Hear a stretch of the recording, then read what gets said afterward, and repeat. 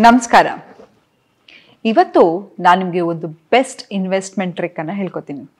ಏನಿದು ಇನ್ವೆಸ್ಟ್ಮೆಂಟು? ಯಾಕೆ ಮೇಡಮ್ ಯಾವಾಗಲೂ ಮನಸ್ಥಿತಿ ಬಗ್ಗೆ ಮಾತಾಡ್ತಿದ್ರು, ಸ್ಪಿರಿಚುಯಾಲಿಟಿ ಬಗ್ಗೆ ಮಾತಾಡ್ತಿದ್ರು, ಇವತ್ತು ಇನ್ವೆಸ್ಟ್ಮೆಂಟ್ ಬಗ್ಗೆ ಮಾತಾಡ್ತಾ ಇದ್ದಾರೆ ಅಂತ ಹೇಳಿದ್ರೆ, ಹೌದು, the most important and long term best investment ಯಾವುದಪ್ಪ ಅಂತ ಹೇಳಿದ್ರೆ ನೀವು. ನಿಮ್ಮ ಮೇಲೆ ಸೆಲ್ಫ್ ಇನ್ವೆಸ್ಟ್ಮೆಂಟ್ ಮಾಡ್ಕೊಳ್ಳೋದ್ರಿಂದ ಏನೇನು ಬೆನಿಫಿಟ್ಸು, ಹೇಗೆ ನಿಮ್ಮ ಮೇಲೆ ನೀವು ಇನ್ವೆಸ್ಟ್ಮೆಂಟ್ ಮಾಡ್ಕೊಳ್ಳೋದು ಅನ್ನೋದ್ರ ಬಗ್ಗೆ ಮಾತಾಡ್ತಾ ಹೋಗ್ತೀನಿ. ನೋಡಿ, ನಮ್ಮ ಮೇಲೆ ಇನ್ವೆಸ್ಟ್ಮೆಂಟ್ ಮಾಡೋದು ಹೇಗಪ್ಪ ಅಂತ ಹೇಳಿದ್ರೆ ಮೈಂಡು, ಬಾಡಿ, ಸೋಲ್, ಎನ್ವೈರ್ಮೆಂಟ್ ಲೆವೆಲ್. ಏನಿದು ಮೈಂಡ್ ಅಂತ ಹೇಳಿದರೆ, ನೋಡಿ, ನಮ್ಮ ಜೊತೆ ನಮ್ಮನ್ನು ನಾವು ಏನು ಆಗ್ತೀವಿ ಅನ್ನೋದನ್ನು ಡಿಸೈಡ್ ಮಾಡೋದೇನಪ್ಪ ಅಂತ ಹೇಳಿದ್ರೆ ನಮ್ಮ ಆಲೋಚನೆ. ಪ್ರತಿಯೊಂದು ಆಲೋಚನೆಗೆ ಅದರದೇ ಆದ ವೈಬ್ರೇಷನ್ ಇದೆ. ಆ ವೈಬ್ರೇಷನ್ನು ರಿಯಾಲಿಟಿಯನ್ನು ಸೃಷ್ಟಿ ಮಾಡ್ತಾ ಹೋಗುತ್ತೆ. ಎಕ್ಸಾಂಪಲ್, ಈಗ ನಾನು ಬೆಳಗ್ಗೆ ಎದ್ದು ಸ್ನಾನ ಮಾಡಬೇಕು ಅಂತ ಯೋಚನೆ ಮಾಡಿದ್ರೆ ಸ್ನಾನ ಮಾಡ್ತೀನಿ, ಅಥವಾ ಎಲ್ಲೋ ಒಂದು ವ್ಯಕ್ತಿಯನ್ನು ಮೀಟ್ ಮಾಡಬೇಕು, ಎಲ್ಲೋ ಆಫೀಸಿಗೆ ಹೋಗಬೇಕು ಅಂತ ಡಿಸೈಡ್ ಮಾಡಿದ್ರೆ ಇದೇನು ನಿರ್ದಿಷ್ಟ ದಾರಿಯಲ್ಲಿ ಹೋಗಬೇಕು ಅಂತ ಹೇಳಿದರೆ ಅಲ್ಲಿಗೆ ಹೋಗ್ತೀನಿ. ಸೊ ಪ್ರತಿಯೊಂದು ಆಲೋಚನೆಗೆ ಆ ರಿಯಾಲಿಟಿಯನ್ನು ಸೃಷ್ಟಿ ಮಾಡತಕ್ಕಂಥ ಶಕ್ತಿ ಇದೆ ಅಲ್ವಾ? ಆದರೆ ನಾವೇನು ಮಾಡ್ತೀವಿ, ನಮ್ಮ ಮೈಂಡನ್ನು ಸ್ಥಿಮಿತದಲ್ಲಿ ಇಟ್ಕೊಳ್ಳೋಲ್ಲ. ಎಷ್ಟೋ ಸತಿ ಇಲ್ಲಿ ಕೂತಿದ್ದೀನಿ, 10 ವರ್ಷದ ಹಿಂದೆ ಏನಾಗಿತ್ತು, ಯಾರೋ ನಂಗೆ ಅವಮಾನ ಮಾಡಿದ್ರು, ಸಿಟ್ಟು ಬಂದಿತ್ತು, ಅಥವಾ ಎಲ್ಲೋ ಒಂದು ಕಡೆ ನಾನು ಏನೋ ಒಂದು ಕಳ್ಕೊಂಡಿದ್ದೆ, ಯಾರೋ ಒಂದು ಸಾವಾಗಿರ್ಬೋದು, ಒಂದು ನೋವಾಗಿರ್ಬೋದು, ಇದು ನಮ್ಮನ್ನು ಪದೇ ಪದೇ ಪದೇ ಕಾಡ್ತಾನೆ ಇರುತ್ತೆ. ಆದರೆ ಹೇಗಪ್ಪ ಇದರಿಂದ ಆಚೆ ಬರೋದು ಅಂತ ಹೇಳಿದರೆ ಇಲ್ಲೇ ಉತ್ತರ ಇದೆ. ಏನಪ್ಪ ಅಂತ ಹೇಳಿದ್ರೆ ಮೆಡಿಟೇಷನ್, ಸೆಲ್ಫ್ ರಿಫ್ಲೆಕ್ಷನ್. ನೋಡಿ, ಎಷ್ಟೋ ಸತಿ ನಮ್ಮ ತಲೆಯಲ್ಲಿ ಏನಂತ ಹೇಳಿದ್ರೆ ಗಾರ್ಬೇಜ್ ಥರ ಯಾವುದ್ಯಾವುದೋ ವಿಷಯಗಳು ಎಲ್ಲೆಲ್ಲೋ ಇರುತ್ತೆ. ಈಗ ಎಕ್ಸಾಂಪಲ್, ಒಂದು ವಾರ ಕಸ ಬುಟ್ಟಿನಲ್ಲಿ ಕಸ ಇರೋದನ್ನು ಬಿಸಾಕಿಲ್ಲ ಅಂತ ಹೇಳಿದ್ರೆ ಎಷ್ಟು ಗಬ್ನಾಥ ಬರ್ತಾ ಇರುತ್ತೆ ಅಂತ ಹೇಳಿದ್ರೆ ಮನೇಲಿ ಇರೋಕ್ಕಾಗಲ್ಲ. ಹಾಗೆ ನಿಮ್ಮ ಮನಸ್ಸು ಕೂಡ, ಆ ಮನಸ್ಸಲ್ಲಿರ್ತಕ್ಕಂತಹ ಕಲ್ಮಶ ಆಗಿರ್ಬೋದು, ನೋವಾಗಿರ್ಬೋದು, ದುಗುಡ ಆಗಿರ್ಬೋದು, ಯಾವುದೇ ಥರದನ್ನು ಆಚೆ ಕಳಿಸೋದನ್ನು, ಡಿಟಾಕ್ಸ್ ಮಾಡೋದನ್ನು ಕಲಿತಾ ಹೋಗಿ.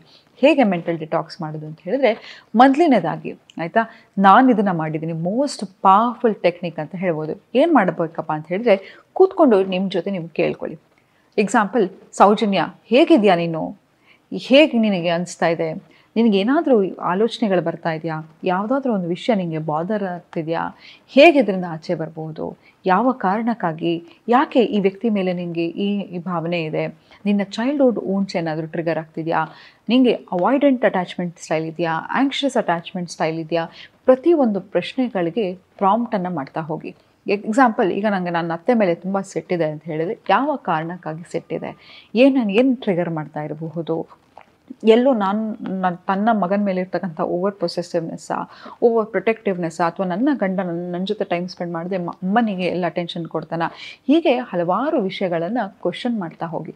ಯಾವಾಗ ನೀವು ಕ್ವಶನ್ ಮಾಡ್ತಾ ಹೋಗ್ತೀರಾ, ಆಗ ಆ ಪ್ರಶ್ನೆಗಳಿಗೆಲ್ಲ ಉತ್ತರ ಸಿಗ್ತಾ ಹೋಗುತ್ತೆ.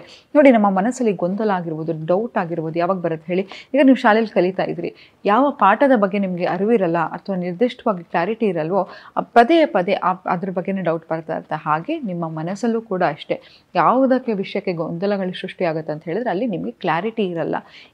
ಯಾತಕ್ಕೆ ಹೀಗಾಗ್ತಿದೆ ಏನು ಅಂತ ಹೇಳಿ ಕ್ಲಾರಿಟಿ ಇಲ್ಲದಿರುವಾಗ ಈ ಗೊಂದಲಗಳೆಲ್ಲ ಈ ಡೌಟನ್ನು ಸೃಷ್ಟಿ ಮಾಡ್ತಾ ಹೋಗುತ್ತೆ. ಯಾವಾಗ ನಿಮ್ಮ ಜೊತೆ ನೀವು ಕೂತ್ಕೊಂಡು ಟೈಮ್ ಸ್ಪೆಂಡ್ ಮಾಡಲಿಕ್ಕೆ ಶುರು ಮಾಡ್ತೀರಾ, ಪ್ರಶ್ನೆಗಳು, ಯಾಕಂತ ಹೇಳಿದ್ರೆ ಪ್ರತಿಯೊಂದು ಆಲೋಚನೆಗಳು ಬರ್ತಾ ಇರುತ್ತೆ. ಎಕ್ಸಾಂಪಲ್, ಬಸ್ಸಲ್ಲಿ ನೀವು ಹೋಗ್ತಾ ಇರ್ತೀರಾ ಅಂತ ತಿಳ್ಕೊಳ್ಳೋಣ. ಅಲ್ಲಿ 1000 ಪ್ಯಾಸೆಂಜರ್ಸ್ ಇರ್ತಾರೆ.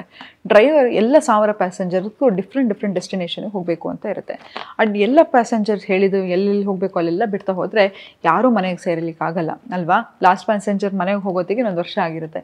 ಅದೇ ರೀತಿ ನೀವು ಕೂಡ ನಿಮ್ಮ ಮನಸ್ಸಲ್ಲಿ ಬರ್ತಕ್ಕಂಥ ಆಲೋಚನೆಗಳು ಕೂಡ, ಆಲೋಚನೆಗಳು ಬರ್ತಾ ಇರುತ್ತೆ, ಹೋಗುತ್ತೆ. ಅದನ್ನು ಸ್ಟಿಕ್ ಆಗಿ ನಿಮ್ಮ ಮೇಲೆ ನೀವು ತುಂಬಾ ಹಾರ್ಷಾಗಿ ನಿಮ್ಮ ಬಗ್ಗೆ ನೀವು ಜಡ್ಜ್ ಮಾಡಲಿಕ್ಕೆ ಹೋಗಬೇಡಿ. ಯಾವುದೇ ಆಲೋಚನೆಗಳು ಬಂದರೂ ಯಾವಾಗ ಅದನ್ನು ಅಡ್ರೆಸ್ ಮಾಡ್ತಾ ಹೋಗ್ತೀರಾ, ಆ ಆಲೋಚನೆಯ ಇಂಟೆನ್ಸಿಟಿ ಕಡಿಮೆ ಆಗ್ತಾ ಹೋಗುತ್ತೆ. ಹಾಗಾಗಿ ಕೂತ್ಕೊಂಡು ಪಾಸ್ ಮತ್ತು ರಿಫ್ಲೆಕ್ಟ್ ಮಾಡಿ, ಏನಕ್ಕೆ ಆಗ್ತಾ ಇದೆ, ಯಾತಕ್ಕೆ ಹಿಂಗಾಗ್ತಿದೆ. ಬೇಕಾದರೆ ಇನ್ನೂ ಒಂದು ಒಳ್ಳೆ ಟ್ರಿಕ್ ಹೇಳ್ಕೊಡ್ತೀನಿ. ನಿಮ್ಮ ಮೊಬೈಲಲ್ಲಿ ಟೈಮರ್ ಇಟ್ಕೊಂಬಿಡಿ. ಪ್ರತಿ 1 ಅವರ್ಗೂ ಕೂತ್ಕೊಂಡು ನಿಮಗೆ ನೀವು ಕೇಳ್ಕೊಳ್ಳಿ, ಹೇಗಿದೆಯಾ, ಏನಾದರೂ ನಿಮಗೆ ಬಾದರ್ ಆಗ್ತಾ ಇದೆಯಾ, ಆರ್ ಯು ಫೈನ್ ಅಂತ. ಮತ್ತು ಇನ್ನೊಂದೇನಪ್ಪ ಅಂತ ಹೇಳಿದ್ರೆ, ಕನ್ನಡಿ ಮುಂದೆ ಹೋಗಿ ನಿಮ್ಮನ್ನು ನೀವು ಐ ಲವ್ ಯು ಅಂತ ಹೇಳ್ಕೊಳ್ಳಿ. ಯಾಕೆ ಗೊತ್ತಾ, ಎಷ್ಟೋ ಸತಿ ನಮ್ಮ ಮೇಲೆ ನಾವು ತುಂಬಾ ಹಾರ್ಷ್ ಆಗಿರ್ತೀವಿ, ನಮ್ಮ ಬಾಡಿ ಬಗ್ಗೆ ಕಮೆಂಟ್ ಮಾಡ್ತಾ ಇರ್ತೀವಿ, ನಮ್ಮ ಸ್ಕಿನ್ ಬಗ್ಗೆ ಕಮೆಂಟ್ ಮಾಡ್ತಾ ಇರ್ತೀವಿ, ಅಥವಾ ಹೇಗೆ ನಮ್ಮನ್ನು ನಾವು ಹೇಗಿರ್ತೀವೋ ಅದನ್ನು ಅಕ್ಸೆಪ್ಟ್ ಮಾಡ್ಕೋತಾ ಹೋಗಲ್ಲ. ನಮ್ಮನ್ನು ನಾವು ಯಾವಾಗ ಐ ಲವ್ ಯು ಅಂತ ಹೇಳ್ಕೊತಾ ಹೋಗ್ತೀರಾ, ನಿಮಗೆ ಗೊತ್ತಿಲ್ಲದ ಹಾಗೆ ನಿಮ್ಮ ಮೇಲೆ ಒಂದು ಲವ್ ಫೀಲಿಂಗ್ ಸ್ಟಾರ್ಟ್ ಆಗ್ತಾ ಹೋಗುತ್ತೆ. ಆ ಫೀಲಿಂಗ್ ಆಫ್ ಕಂಟೆಂಟ್ಮೆಂಟ್ ಇರುತ್ತೆ. ಎಲ್ಲೋ ಆಚೆ ಕಡೆ ಆ ಪ್ರೀತಿಯನ್ನು ನೀವು ಹುಡ್ಕ್ಲಿಕ್ಕೆ ಹೋಗಲ್ಲ. ಮತ್ತು ಇನ್ನೊಂದು ಅಂತ ಹೇಳಿದ್ರೆ, ಐ ಆಮ್ ಸಾರಿ ಅಂತ ಹೇಳ್ಕೊಳ್ಳಿ. ಯಾಕಂತ ಹೇಳಿದ್ರೆ ಎಷ್ಟೋ ಸತಿ ನಮ್ಮ ಭಾವನೆ ಜೊತೆ ನಾವಿರಲ್ಲ, ಎಷ್ಟೋ ಸತಿ ನಮ್ಮನ್ನು ನಾವು ಅವಮಾನ ಮಾಡ್ಕೊಂಡಿರ್ತೀವಿ. ಮಾಡ್ತೀವಿ. ನಮ್ಮ ಜೊತೆ ನಾನಿರೋದಕ್ಕೆ ನಿಮಗೆ ನೀವು ಥ್ಯಾಂಕ್ ಯು ಹೇಳ್ಕೊಳ್ಳಿ, ಪ್ಲೀಸ್ ಫರ್ಗಿವ್ ಮೀ ಅಂತ ಕೇಳ್ಕೊಳ್ಳಿ. ಇದು ಹೋಪನೋಪನೋ ಟೆಕ್ನಿಕ್ ಕೂಡ ಹೌದು. ಮತ್ತು ಇನ್ನೊಂದೇನಪ್ಪ ಅಂತ ಹೇಳಿದ್ರೆ, ನಿಮ್ಮ ಮೇಲೆ ಯಾರು ಇನ್ವೆಸ್ಟ್ ಮಾಡ್ತಾರೋ ಅವ್ರ ಮೇಲೆ ಇನ್ವೆಸ್ಟ್ ಮಾಡ್ತಾ ಹೋಗಿ. ನೀವಾಗಿ ಯಾರನ್ನೂ ನಂಗೆ ಟೈಮ್ ಕೊಡು, ನನಗೆ ಅಟೆನ್ಷನ್ ಕೊಡು ಅಂತ ಕೇಳಲಿಕ್ಕೆ ಹೋಗಬೇಡಿ. ಯಾರು ನಿಮಗೆ ಕನ್ನಡಿ ಥರ ಆಗ್ಬಿಡಿ ನಿಮ್ಮ ಜೀವನದಲ್ಲಿ. ಯಾರು ನಿಮ್ಮನ್ನು ಹೇಗೆ ನಡ್ಸ್ಕೊತಾರೋ ಹಾಗೆ ರಿಫ್ಲೆಕ್ಟ್ ಮಾಡ್ತಾ ಹೋಗಿ. ಮತ್ತು ಇನ್ನೊಂದೇನಪ್ಪ ಅಂತ ಹೇಳಿದ್ರೆ, ನೋಡಿ, ನಮ್ಮ ಗ್ರೋತ್ ಡೆವಲಪ್ಮೆಂಟ್ ಅನ್ನೋದು ತುಂಬಾ ಮುಖ್ಯ. ಈಗಲೇ ನೋಡ್ತಾ ಇದ್ದೀರಾ ಅಲ್ವಾ, ಹೇಗೆ ಟೆಕ್ನಾಲಜಿ ಮುಂದುವರಿತಾ ಇದೆಯೋ ಹಾಗೆ ಜನಗಳ ಕೆಲಸ ಕೂಡ ಕಡಿಮೆ ಆಗ್ತಾ ಹೋಗ್ತಾ ಇದೆ. ಮುಂದೆ ನಾವು ಅಪ್ಗ್ರೇಡ್ ಆಗಿಲ್ಲ ಅಂತ ಹೇಳಿದ್ರೆ ನಮ್ಮನ್ನು ಈಸಿಯಾಗಿ ಯಾರಾದರೂ ಕೂಡ ರಿಪ್ಲೇಸ್ ಮಾಡ್ತಾರೆ. ಹಾಗಾಗಿ ಬುಕ್ ಓದೋದಾಗಿರಬಹುದು, ಮೆಡಿಟೇಷನ್ ಮಾಡೋದಾಗಿರಬಹುದು, ನಮ್ಮ ನಾಲೆಜನ್ನು ಅಪ್ಗ್ರೇಡ್ ಮಾಡ್ಕೊಳ್ಳೋದು ತುಂಬಾ ಮುಖ್ಯ. ಮತ್ತು ನೋಡಿ, ಯಾವುದೇ ರೀತಿ ಆಗಿರಲಿ ಆಯಿತಾ, ಒಂದು ಸ್ಪೋರ್ಟ್ಸ್ ಆ್ಯಕ್ಟಿವಿಟೀಸ್ ಆಗಿರಬಹುದು, ಅಥವಾ ಯಾವುದೋ ಒಂದು ಜಿಮ್ಮಿಗೆ ಹೋಗೋದಾಗಿರ್ಬೋದು, ಯೋಗ ಮಾಡೋದಾಗಿರ್ಬೋದು, ಇದೆಲ್ಲ ಕೂಡ ನಿಮಗೆ ಒಂದು ಎಂಡಾರ್ಫಿನ್ಸ್ ರಿಲೀಸ್ ಆಗುತ್ತೆ. ಏನೋ ಒಂದು ಸಾಧನೆ ಮಾಡಿದ್ದೀನಿ ಅಂತ ಅನಿಸ್ತಾ ಹೋಗುತ್ತೆ. ಅಷ್ಟೇ ಅಲ್ಲದೆ ಇದು ನಿಮ್ಮ ಫಿಸಿಕಲ್ ಅಪಿಯರೆನ್ಸನ್ನು ಕೂಡ ಇಂಪ್ರೂವ್ ಮಾಡ್ತಾ ಹೋಗುತ್ತೆ ಅಲ್ವಾ. ನೀವು ಯಾವುದೋ ಕಾಸ್ಟ್ಲಿ ಎಕ್ಸ್ಪೆನ್ಸಿವ್ ಪ್ಲಾಸ್ಟಿಕ್ ಸರ್ಜರಿ ಮಾಡಿಸ್ಬೇಕು ಅಂತಿಲ್ಲ. ದಪ್ಪ ಆಗಿದ್ರೆ ತಕ್ಷಣ ನಿಮ್ಗೆ ಅನಿಸಿದ ತಕ್ಷಣ ಜಿಮ್ಗೆ ಹೋಗಿ ಅಥವಾ ವರ್ಕೌಟ್ ಮಾಡಿ ಡಯಟ್ ಮಾಡಿ ಸಣ್ಣ ಆದ ತಕ್ಷಣ ಎಷ್ಟರ ಮಟ್ಟಿಗೆ ಕಾನ್ಫಿಡೆನ್ಸ್ ಬರುತ್ತೆ ಅಂತ ಹೇಳಿದ್ರೆ, ನೋಡಿ, ಫಿಟ್ನೆಸ್ಸು ಎಂಥ ಕೋಟ್ಯಾಧಿಪತಿ ಕೂಡ ತಗೊಳ್ಳಿಕ್ಕೆ ಸಾಧ್ಯ ಇಲ್ಲ ಅಲ್ವಾ. ನಾವು ಅಂದ್ಕೊಂಡ್ಬಿಡ್ತೀವಿ, ನಾನು ಸಣ್ಣಕ್ಕಿದ್ದೀನಿ, ನನಗೆ ವರ್ಕೌಟ್ ಬೇಡ ಅಂತ. ವರ್ಕೌಟ್ ಅನ್ನೋದು ದೇಹದ ಗಾತ್ರಕ್ಕಾಗಿ ಅಲ್ಲ. ಎಷ್ಟೋ ಸತಿ ನಮ್ಮ ಮೇಲೆ ನಮಗೆ ಕಾನ್ಫಿಡೆನ್ಸ್ ಕಮ್ಮಿ ಆದಾಗ, ಎಂಡಾರ್ಫಿನ್ಸ್ ಕಮ್ಮಿ ಆಗಿದ್ದಾಗ, ಯಾವಾಗ ನಾವು ವರ್ಕೌಟ್ ಮಾಡ್ತೀವೋ ಒಂದು ಫೀಲ್ ಗುಡ್ ಹಾರ್ಮೋನ್ ರಿಲೀಸ್ ಆಗ್ತಾ ಹೋಗುತ್ತೆ. ಸೊ ಹಾಗಾಗಿ ವರ್ಕೌಟ್ ಅನ್ನೋದು ಬರೀ ದೇಹಕ್ಕೆ ಮಾತ್ರ ಅಲ್ಲ, ಮೆಂಟಲ್ ಹೆಲ್ತ್ಗೂ ತುಂಬಾ ಇಂಪಾರ್ಟೆಂಟ್. ಎಷ್ಟೋ ಸತಿ ಹೇಳ್ತಾ ಇರ್ತೀನಿ, ನಾನು ಎಷ್ಟೊಂದು ಕ್ಲೈಂಟ್ಸನ್ನು ಟ್ರೀಟ್ ಮಾಡಿದ್ದೀನಿ, ಇದುವರೆಗೂ ಜಿಮ್ ಟ್ರೈನರ್ಗಳು ಯಾವತ್ತೂ ನನ್ನ ಹತ್ರ ಬಂದು ಡಿಪ್ರೆಷನ್ ಅಂತ ಕೂತಿಲ್ಲ. ಹಾಗಾಗಿ ನೀವು ಅಷ್ಟೇ ವರ್ಕೌಟ್ ಮಾಡೋದು ತುಂಬಾ ಮುಖ್ಯ. ಮತ್ತಿನ್ನೊಂದೇನಪ್ಪ ಅಂತ ಹೇಳಿದ್ರೆ, ಮುಂದೆ ಯಾವತ್ತೂ ಅಷ್ಟೇ, ಯಾವಾಗಲೂ ನೋಡಿ, ನಿಮಗೆ ಒಂದು ಬೇಜಾರಾಯಿತು ಅಂತ ಹೇಳಿದ್ರೆ ಒಂದು ವಾಕ್ ತೊಗೊಂಡು ಹೋಗ್ಬಿಟ್ಟು ಬಂದರೆ, ಒಂದು ಸೈಕಲ್ ಹೋದರೆ, ಒಂದು ಯಾವುದೋ ಒಂದು ಜಾಗಕ್ಕೆ ಹೋದರೆ, ಎಲ್ಲೋ ಒಂದು ಗಾಡೀಲಿ ಹೋಗ್ಬಿಟ್ಟು ಬಂದರೂ ನನಗೆ ಎಷ್ಟೋ ನೆಮ್ಮದಿ ಅನಿಸುತ್ತೆ. ಹಾಗಾಗಿ ಯಾವತ್ತೂ ಅಷ್ಟೇ ಆಚೆ ಹೋಗೋದ್ರ ಬಗ್ಗೆ ಯೋಚನೆ ಮಾಡ್ತಾಯಿರಿ. ಮನೇಲಿ ಆದಷ್ಟು ಇರೋದನ್ನು ಕಡಿಮೆ ಮಾಡ್ತಾ ಹೋಗಿ. ಯಾವಾಗ ನಾವು ಮನೇಲಿ ಇರ್ತೀವಿ, ಮೊಬೈಲ್ ನೋಡ್ತಾ ಕೂತ್ಕೋತೀವಿ, ಇಲ್ಲ ಯಾವುದೋ ಒಂದು ಸೀರೀಸ್ ನೋಡ್ತಾ ಕೂತ್ಕೋತೀವಿ, ಎಷ್ಟೊಂದು ಅನ್ವಾಂಟೆಡ್ ಯೋಚನೆಗಳು, ಥಾಟ್ಸ್ಗಳು ಬರ್ತಾ ಇರುತ್ತೆ. ಹೋಗಿ ನಿಮ್ಮ ರಿಯಲ್ ಫ್ರೆಂಡ್ಸನ್ನು ಮೀಟ್ ಮಾಡಿ. ಯಾವುದೋ ಒಂದು ಕಡೆ ಹೋಗಬೇಕು ಅಂತ ಹೇಳಿದರೆ ಎಲ್ಲೋ ಒಂದು ಗೊತ್ತಿಲ್ದಿರೋ ಜಾಗಕ್ಕೆ ಟ್ರಾವೆಲ್ ಮಾಡ್ತಾ ಹೋಗಿ. ಯಾವಾಗ ಟ್ರಾವೆಲ್ ಮಾಡ್ತಾ ಹೋಗ್ತೀರಾ, ನಿಮ್ಮನ್ನು ರೀಡಿಸ್ಕವರ್ ಮಾಡ್ತೀರಾ. ಸತ್ಯ ಹೇಳ್ತೀನಿ, ನೀವು ತೊಗೊಂಡಿದ್ದು ಲಾಸ್ಟ್ ಟೈಮ್ ಎಕ್ಸ್ಪೆನ್ಸಿವ್ ಸೀರೆ ಹೇಳಿ, ಅಥವಾ ಯಾವುದೋ ಒಂದು ಎಕ್ಸ್ಪೆನ್ಸಿವ್ ಫೋನ್ ಆಗಿರ್ಬೋದು, ಮೊಬೈಲ್ ಆಗಿರ್ಬೋದು, ಇದು ಯಾವುದು ತೊಗೊಳ್ಳೋ ತನಕ ನಮ್ಗೆ ಆಸಕ್ತಿ ಇರುತ್ತೆ.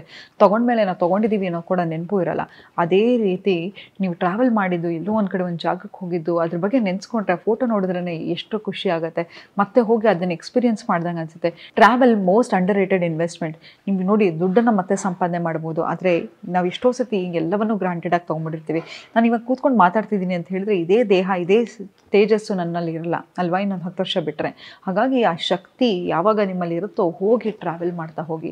ಯಾವಾಗ ನೀವು ಟ್ರಾವೆಲ್ ಮಾಡ್ತೀರಾ, ನಿಮ್ಮನ್ನು ನೀವು ರೀಡಿಸ್ಕವರ್ ಮಾಡ್ಕೊತಾ ಹೋಗ್ತೀರಾ. ನಿಮ್ಮ ಜೊತೆ ನೋಡಿ, ನೀವು ಟ್ರಾವೆಲ್ ಮಾಡೋಕ್ಕೆ ಹೋಗಿರ್ತಕ್ಕಂಥ ವ್ಯಕ್ತಿ ವಾಪಸ್ ಬರೋವಾಗ ನೀವಾಗಿರಲ್ಲ. ಇನ್ನೂ ಹುರಿದುಂಬಿಸ್ಕೊಂಡಿರ್ತೀರ ನಿಮ್ಮನ್ನು ನೀವು. ಎಷ್ಟು ಚೈತನ್ಯ ಶಕ್ತಿ ಇರುತ್ತೆ ಅಂತ ಹೇಳಿದ್ರೆ ಮತ್ತೆ ವಾಪಸ್ ಕೆಲಸ ಮಾಡಬೇಕಾದ್ರೆ. ಅದಕ್ಕೆ ನೋಡಿ, ಮಕ್ಕಳಿಗೆ ಸಮ್ಮರ್ ಹಾಲಿಡೇಸ್ ಕೊಟ್ಟ ತಕ್ಷಣ ಎಲ್ಲೋ ರಜದಕ್ಕೆ ಹೋಗ್ಬಿಟ್ಟು ಬಂದ ತಕ್ಷಣ ಸ್ಟಾರ್ಟಿಂಗ್ ಎಷ್ಟು ಚೆನ್ನಾಗಿ ಓದ್ತಿರ್ತಾರೆ ಅಲ್ವಾ. ಅದೇ ರೀತಿ ನೀವು ಕೂಡ. ನಮ್ಮ ಮನಸ್ಸೆಲ್ಲ ಆ 8 ವರ್ಷದ ಮಗು ಥರನೇ ಇರುತ್ತೆ, ದೇಹ ಮಾತ್ರ ಬೆಳೀತಾ ಇರುತ್ತೆ. ನಾವು ಕೋಪ ಮಾಡ್ಕೊಂಡಾಗ ಅದೇ ರೀತಿ ಸೆಟ್ ಮಾಡ್ತೀವಿ, ಅದೇ ಥರ ಆಡ್ತೀವಿ ಅಲ್ವಾ. ಹಾಗೆ ನಮ್ಮಲ್ಲಿರ್ತಕ್ಕಂಥ ಒಳ್ಳೆ ಮಗು ಯಾವಾಗ ಆಚೆ ಬರುತ್ತೆ ಅಂತ ಹೇಳಿದ್ರೆ, ನಾವು ಟ್ರಾವೆಲ್ ಮಾಡಿದಾಗ, ಆ ಎಕ್ಸ್ಪೀರಿಯನ್ಸನ್ನು ಮಾಡಿದಾಗ. ಮತ್ತೇನಪ್ಪ ಅಂತ ಹೇಳಿದರೆ, ನಿಮ್ಮ ಫಿಸಿಕಲ್ ಎನ್ವೈರ್ಮೆಂಟನ್ನು ಆದಷ್ಟು ಕ್ಲೀನಾಗಿಡಿ. ಎಷ್ಟರ ಮಟ್ಟಿಗೆ ಅಂತ ಹೇಳಿದರೆ, ನೋಡಿ, ನೀವು ಎಷ್ಟು ವಸ್ತುಗಳನ್ನ ಇಡ್ತಾ ಹೋಗ್ತೀರಾ, ನಿಮ್ಮ ಎಮೋಷನ್ಸು ಅಷ್ಟೇ ಇರ್ತಾ ಹೋಗುತ್ತೆ. ನೀವು ಯಾವ್ದಾದ್ರು ಒಂದು ಹೊಸ ಬಟ್ಟೆ ತೊಗೋಬೇಕಂತ ಹೇಳಿದ್ರೆ, ನಿಮಗೆ ನೀವು ಪ್ರಾಮಿಸ್ ಮಾಡ್ಕೊಳ್ಳಿ, ಹಳೆ ಬಟ್ಟೆನ ನಾನು ಬಿಸಾಕ್ತೀನಿ, ಇಲ್ದ ಅದು ಯೂಸ್ ಇಲ್ಲ ಅಂತ ಹೇಳಿದರೆ ಅದನ್ನು ತೆಗಿತೀನಿ ಅಂತ. ಇವಾಗ ಏನಾಗಿದೆ ಅಂತ ಹೇಳಿದರೆ, ಎಲ್ಲವೂ ಆನ್ಲೈನಲ್ಲಿ ಸಿಗುತ್ತೆ. ಫಾಸ್ಟ್ ಫ್ಯಾಷನ್ಸ್ ಇದೆ, ಅವ್ರ ಥರ ನಾನು ಕಾಣಿಸ್ಬೇಕು, ಇವ್ರ ಥರ ನಾನು ಕಾಣಿಸ್ಬೇಕು ಅಂತ ಸಿಕ್ಕಿದೆಲ್ಲ ನಾವು ತೊಗೊಳ್ತಾ ಹೋಗ್ತೀವಿ. ತಪ್ಪಲ್ಲ ತೊಗೊಳ್ಳೋದು. ನಿಮ್ಮನ್ನು ನೀವು ಚೆನ್ನಾಗಿ ಇಟ್ಕೋಬೇಕು, ನಿಮ್ಮ ಮೇಲೆ ನೀವು ಇನ್ವೆಸ್ಟ್ ಮಾಡ್ಕೊಳ್ಳಿ. ಚೆನ್ನಾಗಿ ಬಟ್ಟೆ ಹಾಕಿ, ಸೂಪರಾಗಿರೋ ಪರ್ಫ್ಯೂಮ್ ಹಾಕಿ, ಚೆನ್ನಾಗಿ ಡ್ರೆಸ್ ಮಾಡ್ಕೊಳ್ಳಿ. ಇದೆಲ್ಲವೂ ನಿಮ್ಮನ್ನು ಎಂಕರೇಜ್ ಮಾಡ್ತಾ ಹೋಗುತ್ತೆ. ಆದರೆ ಮೋಸ್ಟ್ ಇಂಪಾರ್ಟೆಂಟ್ ಏನು ಗೊತ್ತಾ, ನಿಮ್ಮ ಮೇಲೆ ನಿಮಗೆ ಇನ್ವೆಸ್ಟ್ಮೆಂಟ್ ಯಾವ ರೀತಿ ಇರಬೇಕಪ್ಪ ಅಂತ ಹೇಳಿದರೆ, ನಿಮ್ಮ ಎನ್ವೈರ್ಮೆಂಟ್ ಕ್ಲೀನಾಗಿರಬೇಕು, ನೀವು ಶಿಸ್ತುಬದ್ಧವಾಗಿರಬೇಕು, ನಿಮ್ಮ ಫಿಸಿಕಲ್ ಅಪಿಯರೆನ್ಸು, ನೀವು ಫಿಸಿಕಲಿ ಫಿಟ್ ಆಗಿರಬೇಕು, ಮೆಂಟಲಿ ಫಿಟ್ ಆಗಿರಬೇಕು. ಇದೆಲ್ಲವೂ ಮೋಸ್ಟ್ ಇಂಪಾರ್ಟೆಂಟ್. ಹಾಗಾಗಿ ನಿಮ್ಮ ಮೇಲೆ ನೀವು ಇನ್ವೆಸ್ಟ್ಮೆಂಟ್ ಮಾಡ್ಕೊಳ್ಳಿ. ಲಾಂಗ್ ಟರ್ಮಲ್ಲಿ ಜನನೂ ನಿಮ್ಮನ್ನು ಸೀರಿಯಸ್ ಆಗಿ ತಗೋತಾರೆ. ಪ್ರಮೋಷನ್ ಆಗುತ್ತೆ, ನಿಮ್ಗೆ ಬೇಕಂಗಿದ್ದ ಕೆಲಸ ಸಿಗುತ್ತೆ, ನೀವು ಬೇಕನ್ಕೊಂಡಿರೋ ಹುಡುಗಿ ಮದುವೆ ಆಗ್ಬೋದು ಅಥವಾ ಹುಡುಗನ ಮದುವೆ ಆಗ್ಬೋದು. ಇದೆಲ್ಲವೂ ಸಾಧ್ಯ ಹೇಗಪ್ಪ ಅಂತ ಹೇಳಿದರೆ, ನಿಮ್ಮಿಂದ. ಇದೆಲ್ಲವೂ ನೀವು ಮ್ಯಾನಿಫೆಸ್ಟೇಷನ್ ಮಾಡಬೇಕು ಅಂತ ಹೇಳಿದರೆ ಈ ಥರ ಒಂದು ಇನ್ವೆಸ್ಟ್ಮೆಂಟನ್ನು ನೀವು ಮಾಡ್ತಾ ಹೋದರೆ ನಿಮ್ಮ ಜೀವನದಲ್ಲಿ ನೀವು ಏನು ಬೇಕಾದರೂ ಸಾಧನೆ ಮಾಡ್ಬೋದು ಅಂತ ಹೇಳ್ತಾ ಇವತ್ತಿನ ಸಂಚಿಕೆನ ನಾನು ಮುಕ್ತಾಯಗೊಳಿಸ್ತಿದ್ದೀನಿ. ಧನ್ಯವಾದ.